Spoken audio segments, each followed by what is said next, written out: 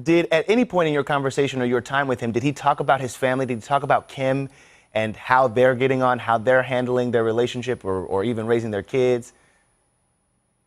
Yeah, I mean, one of the questions I asked him, does having kids make you less fearless? You know what I'm saying? Because when you have kids, you're not just thinking for yourself anymore. So you're not just, gun-ho with the opinions and the ideas and stuff. But clearly we see that's not a problem. And, he talked about Kim and he just said, Kim is the one that's holding him down. Like Kim is in charge of this figure that we know is Kanye West, this figure that some people love, this figure that some people hate. Like she's the person that's protecting Kanye at all costs. Do you think, though, with all that's happening in the last 24 hours, do you think that Kim is upset? I mean, who is able to pull his ear and say, put the phone down, right? Who's able to have the kind of conversation with him that says, not only is this reckless, but you need to stop for a while?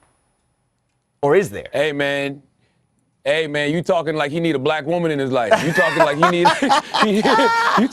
you talking like he need an aunt, he need a grandma, he needs somebody to come pull his coattail. I don't know if Kim got enough melanin to do that. You know what I'm saying? Like that. Because my wife told me this morning, my wife was like, I wish you would even think about doing some stupid stuff like that. I would take your phone, slap you upside, like slap you upside your head, like for real. Like it sounds like I don't know if he got anybody in his life that can necessarily do that. Because one thing we know about Kanye, his superpower is also his weakness. And what I mean by that is Kanye is the type of person that if you tell not to do something, he's gonna go at it even harder.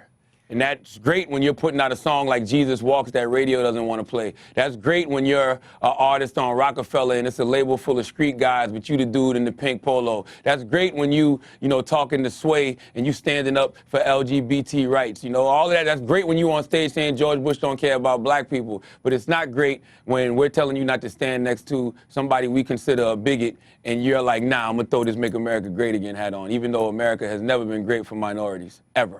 Tell me about the conversation you have after the TMZ interview, and he talks about slavery for 400 years seems like a choice. He's since said that was he didn't mean it the way that it seemed, but I know that you reached out to him shortly after that interview aired. What did you say to him? I told him it was a terrible look. I told him it was a stupid comment. I said that, I think that you need to apologize to the black community. You know what I'm saying? Like, because, a lot of black people are hurt. You know why black people are hurt? Because we love Kanye West. And Kanye West was our spokesperson for a long time. When he got on that stage and interrupted Michael Myers and he said, George Bush don't care about black people, we were like, yeah. So it's just like, why are you hurting a community that's been so loyal to you? Why are you talking down to a community that's been so loyal to you? Like, why are you dismissing and what did he say? Our trauma?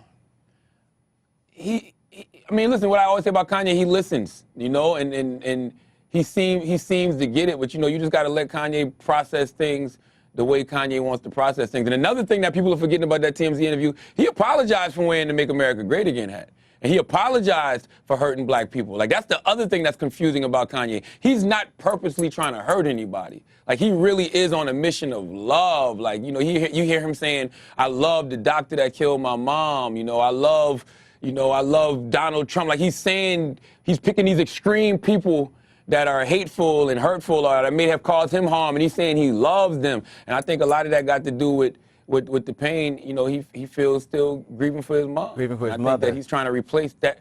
Yeah, I think he's trying to replace that pain and that hurt with love. But man, everybody's not worthy of your love. You know what I'm saying? I hate that everyone is not equipped to receive your love as love, right? Yeah.